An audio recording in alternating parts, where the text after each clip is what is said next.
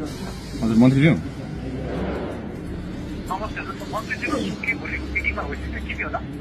भाइ म सुदन दाई बोलेको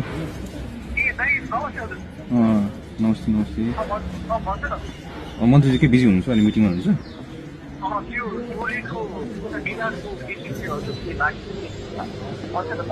ल मन्त्रीज्यूले एउटा के भन्नु पर्यो भन्दाखेरि भाइले होइन जुन चाहिँ हाम्रो त्यो झापामा एउटा टावर बनाएको छ कि भ्यू टावर बनाएको छ नि होइन हो त्यो सहरी विकासको अन्डरमा आउँछ होइन त्यो भ्यू टावर चलेको पनि छैन लगभग 2 अर्ब खर्च भएर हाम्रो त्यो बनाएको छ होइन भ्यू टावर बनाएको छ होइन त्यसलाई एउटा हस्पिटल बनाउने निर्णय गरिदिउँ त ल त्यसलाई हस्पिटल बनाइदिउँ है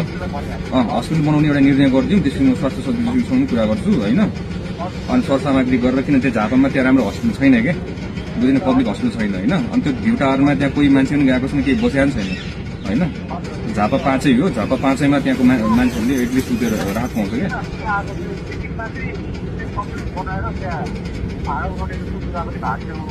अनि नगरौँ त्यो हस्पिटल बनाइदिउँ